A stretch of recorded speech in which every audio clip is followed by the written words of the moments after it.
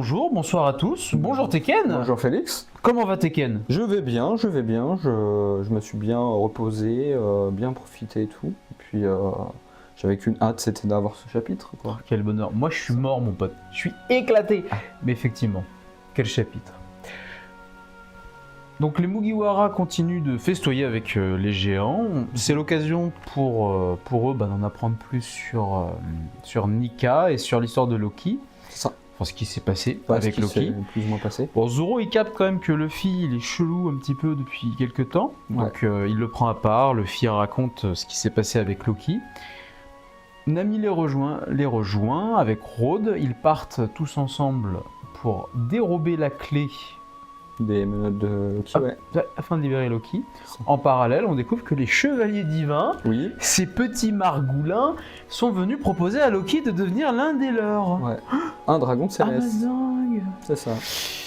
Et bah, qu'est-ce que t'en as pensé de tout ça, mon bon Tekken? Bah franchement cool. Du coup il y a le lore qui se développe.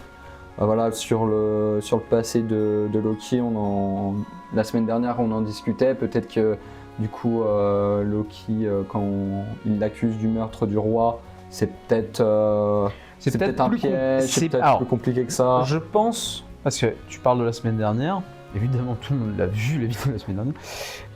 Ma grand-mère l'a vu en tout cas, c'est sûr. Non, je sais pas si ça va être l'antagoniste, je pense au final en relisant, c'est pas impossible parce qu'il est vraiment écrit, je pense oui il est écrit comme un opposé de Luffy. Il y a toute cette ambiguïté entre est-ce que Nika est le dieu de la destruction ou de la libération, est-ce que c'est parce qu'il est déjà venu 2 fois, enfin bon, on verra tout ça. C'est ça. Par contre je pense que la situation est plus complexe, oui, je suis pas persuadé que... pour moi aussi, il y a quelque chose qui... Parce que voilà, on voit que c'est un farceur, même s'il a l'air quand même un farceur un peu, disons que c'est un peu dangereux quand même.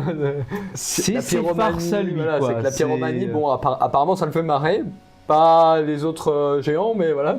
Et chacun ses délires. Hein. Il n'y a pas de délire shaming ici. Après, il a fait un petit élevage des animaux du royaume des morts, mais voilà, c'est vraiment. C'est vrai, et c'est toujours ses potes. Donc quelque part, c'est un type bien. Non, mais c'était cool. Moi, je t'avoue, je pense mon moment favori, c'est ce moment où Luffy et Zoro sont à part. Ouais, où ils discutent. Que Nami les rejoint. Ouais. Il y a eu cette vibe, j'ai vraiment eu ce côté nostalgique du tome 2. Ouais, où ils sont avec Baggy le clown. T'as les 3 là qui sont ensemble. Ah, c'est vrai, il y a ce petit truc là. C'est ça, en plus, avec Baggy, c'est pour dérober la carte pour arriver sur la route de tous les périls. Là, c'est du coup pour dérober la clé. Ouais. C'est ça. Vrai.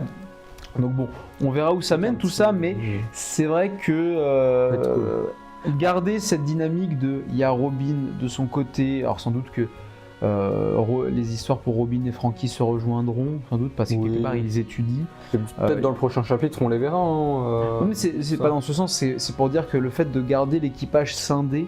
Ouais, pour avoir deux trucs différents. Pas 2 ou 3 points de vue, mais en groupe, parce qu'ils sont beaucoup, ils sont 10 dans l'équipage, mais si on inclut Bonnie, si on inclut Lilith, ça fait quand même beaucoup de personnages. Là, le fait de scinder en équipe, c'est quand même agréable. Du coup, ça c'était vraiment super cool. Alors pour le lore, Nika, bien, pas bien. Bah en fait, j'ai envie de dire. Les textes sacrés de Harley, ouais, c'est ça. En plus de faire des motos, les gars, mon pote. Après, en plus, ce qui est assez cool, c'est que chaque géant qui sont en train de faire la fête avec eux, t'en as un, il dit c'est le dieu de la libération, le dieu soleil, le dieu de la destruction, le dieu du rire. Ils ont tous un peu leur avis. Même, du coup, comment il s'appelle? Le monsieur avec l'épée dans la tête. Voilà, c'est ça. C'est Yorl ou Jarl. Ouais, c'est ça. Même lui, il dit les textes, chaque géant l'interprète un peu comme il veut. Disons qu'en fait, c'est sûr qu'il y a des traductions différentes. Sans doute l'impact du gouvernement mondial, entre autres. J'imagine. Ce qui se passe, c'est que il y a eu 2 destructions du monde.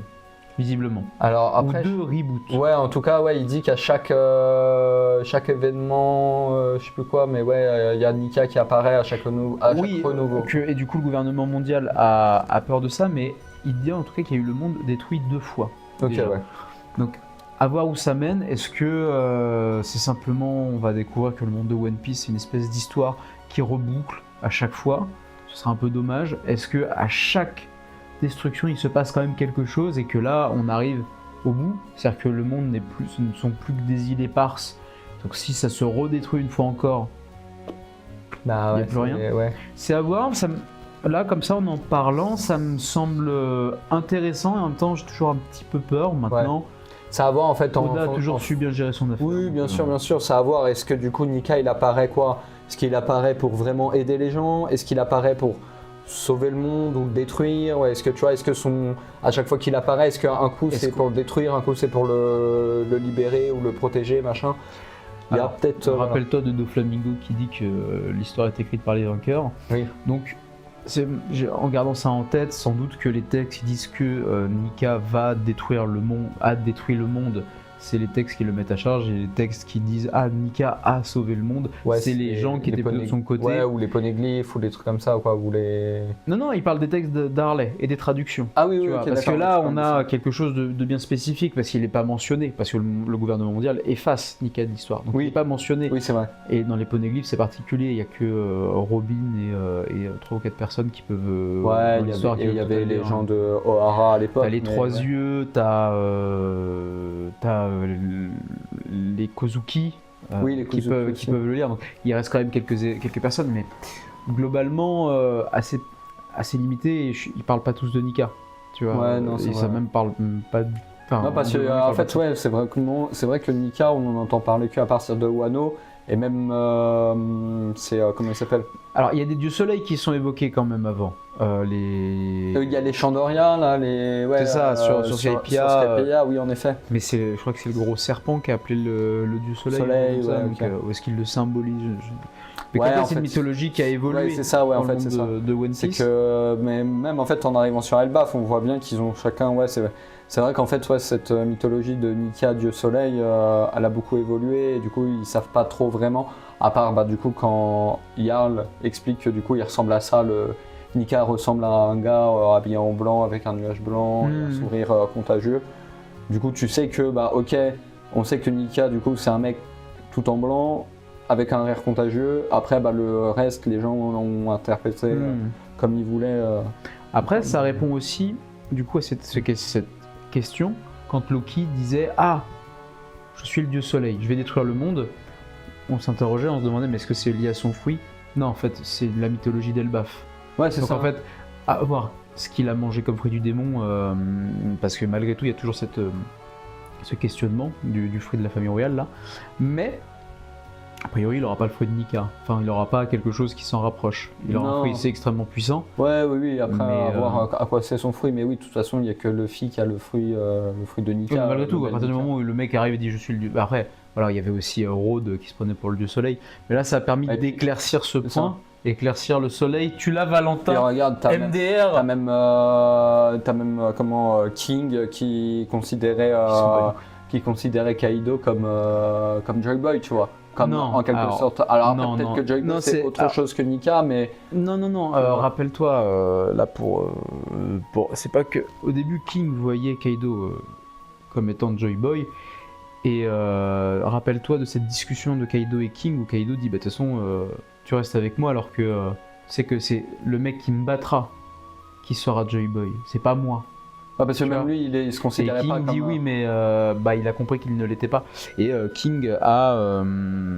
comment dire, King a été clairement en mode ouais, mais enfin, tu m'as sauvé la vie, quoi. Donc je vais rester avec toi. Donc voilà. Il y avait ça. Bah écoute, moi c'est la fin. Après, on découvre l'identité du premier chevalier divin, donc Junko.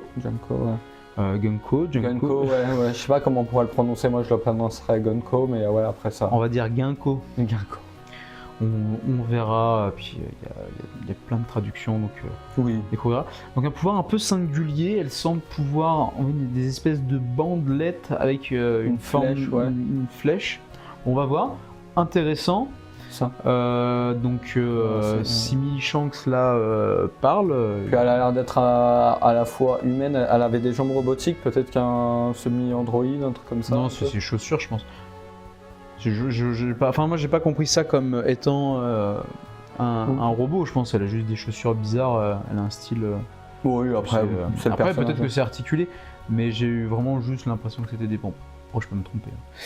Mais ouais, du coup, et puis Shanks qui est. Enfin, Simili Shanks qui pète quand même le flow. Hein, Bah, il fait rien, mais il est juste là en train de dire, en train de parler. Alors, j'ai pas bien compris, mais on est bien d'accord quand Loki dit ah, vous me proposez du coup de devenir dragon céleste, mais je refuse. Là, ils sont en train. Tu vois, t'as Simili Shanks qui fait t'as des infos sur eux ou sur lui, non, je sais plus. Sur lui, il dit c'est ça. T'as des infos sur lui. Ah oui.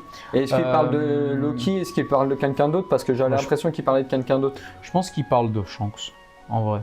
De Shanks? Ouais, je pense parce qu'il parle d'un corbeau géant qui serait. Mais ça c'est le. Rappelle-toi, c'est le corbeau de Rhodes. Ah oui, c'est vrai. Tu vois. Ah mais du coup il parlait peut-être des. Parce que moi je me suis dit peut-être il parle des Mugiwara peut-être. Je sais. Vu qu'elle dit je le sais corbeau pas géant, parce que quelque part les informations sur les Mugiwara ils les ont. Tu vois. C'est-à-dire que le gouvernement mondial était au courant du fait que les géants sont venus chercher les Mugiwara, donc ils vont sans doute retourner chez les géants. Ils savent que à cette strate-là, ils savent que c'est le fruit de Nika. Donc je vois pas quelle information ils chercheraient sur eux. Et a priori, surtout que quelques chapitres avant, on a eu du coup le chevalier divin qui a remplacé Saturne. Du coup, a priori, ils sont au courant. C'est pour ça que je te dis, moi, je pense que là, dans cet arc-là, ça va être les retrouvailles de Shanks et de son frère. Donc c'est sur lui sans doute, vu qu'il campait là-bas. Donc on a aussi appris que c'est Shanks qui a emprisonné Loki. Oui, c'est vrai. Donc on comprend mieux pourquoi le mec. Parce que du coup, ça faisait 6 ans que Loki faisait n'importe quoi sur les mers et que Shanks est arrivé. D'où l'a pris une spéciale. Non, mais c'est cool, en fait, on a appris vraiment plein de choses sur Loki. C'est vrai qu'on n'a pas spécialement parlé, si ce n'est de son lien avec Nika. Et cette thématique de l'honneur, toujours, hein, de Loki qui voit son pote le loup se faire éclater.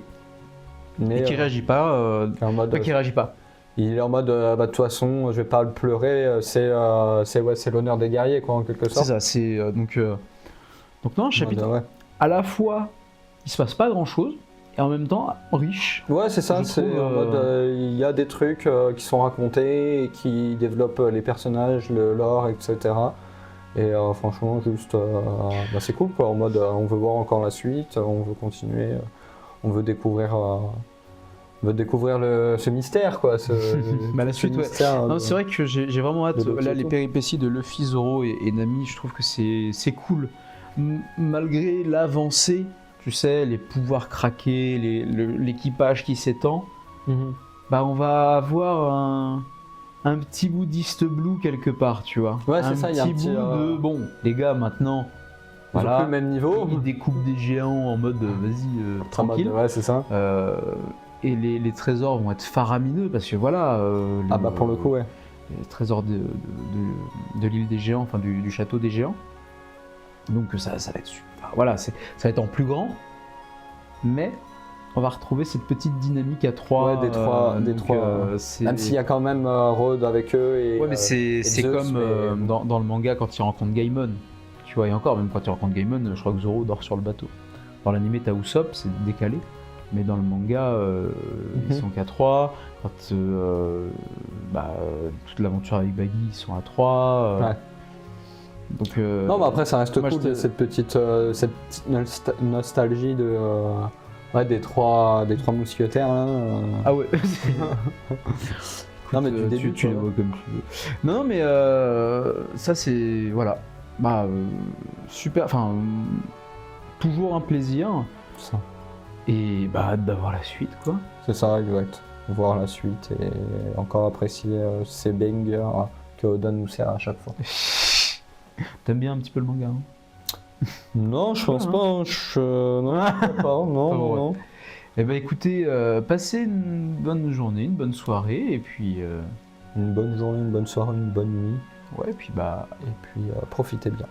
à la semaine prochaine. Salut! Salut!